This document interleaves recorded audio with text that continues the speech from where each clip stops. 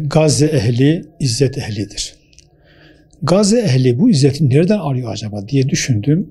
Yaptığım araştırmada şu noktaya geldi. Gazze ehli bu izzetini çağlar üstü mutlak nizam İslam'dan alır. Gazze ehli izzetini Dicle kenarında bir koyunu bir kurt kaparsa korkarım ki adi ilahi onu Ömer'den sorar diyen Kudüs'ün ilk fatihi ve adaletin güneşi Hazreti Ömer'den alır. Gazze ehli izzetini Selahaddin Eyyubi'den alır. O Selahaddin Eyyubi ki Şark'ın sultanı olan Selahaddin Eyyubi 88 yıllık Haçlı işgalini ortadan kaldıran ve dostlarıyla uğraşanlar düşmanlarıyla savaşamazlar diyen o büyük sultanın aslında torunları bunlar ve izzetini ondan alır. Gazze ehli izzetini İslam kal dini değil hal dinidir. İslam söylem dini değil yaşam dinidir diyen imamımız İmam Şafii rahmetullahi aleyhinden alır ki İmam Şafii de Gazze'lidir.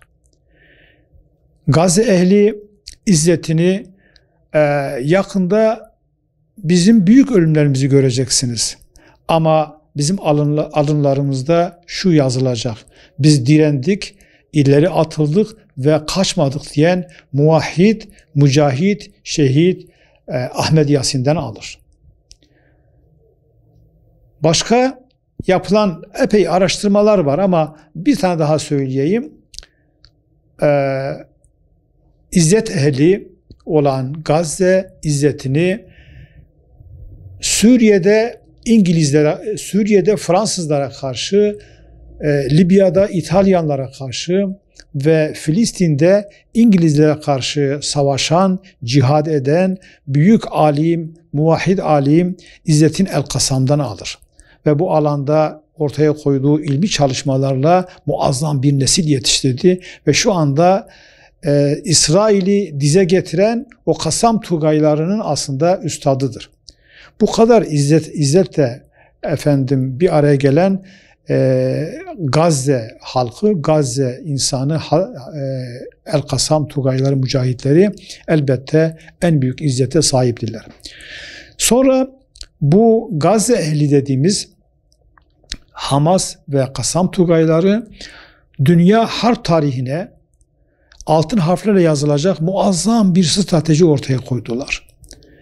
Bir avuç mücahit başta İsrail gibi gaddar bir, faşist bir devlet ve arkasında Amerika, Almanya, İngiltere, Fransa ve benzeri devletlerin tam desteğini alan o güç odaklarına karşı bir avuç mücahit nasıl direndi? Bütün insanlık buna şahit. Ve şu anda dünya harp tarihinde olmamış bir olay olarak bu değerlendiriliyor.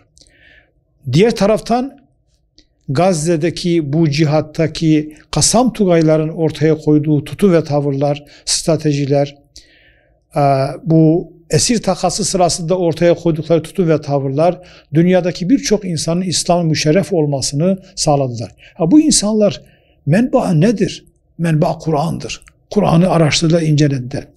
Bundan bir süre önce yaptığım araştırmada sadece Fransa'da 20 bin insan İslam'la müşerref oldu ve bunların da çoğu kadın.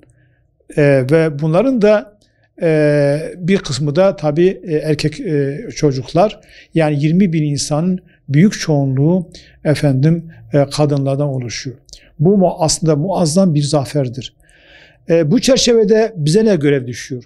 Biz Müslümanlar bu kardeşlerimize her alanda kimin elinde ne geliyorsa, biz hangi konumda olursak olalım, konumuzla alakalı olarak onlara bir dua edelim. Maddi manevi destekte bulunalım.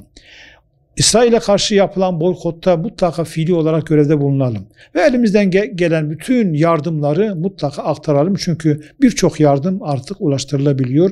Bu çerçevede bize düşen görev bunu sürekli gündemde tutmak ve o kardeşlerimize elimizden gelen maddi manevi tüm yardımları vermek diye düşünüyorum. Rabbim onları muvaffak etsin. Aslında şu anda bizim arzu ettiğimiz şudur. Bütün bir İslam dünyası bir araya gelip birlikte hareket etmesi gerekir. Fakat maalesef biz şu anda bunu göremiyoruz. Zira büyük sorunlar var. Yani birçok devletin başındaki kişilerin kimlerin onayıyla oraya geldikleri malumdur. Ama buna rağmen halkı Müslüman olan o ülkelerin halkları elbette ki onlar mutlaka kalbi her zaman, nabzı her zaman Filistin'de atıyordur. Ve onların da büyük yardımları vardır. Bu inşallah ümit ediyoruz ki bütün bir İslam dünyası ve bütün bir insanlığın bir vicdan ve merhamet dalgası çerçevesinde bir araya gelmeleri ve bu İslam düşmanlarına ve insanlık düşmanlarına karşı bir cephe oluşturmaları en büyük arzumuz.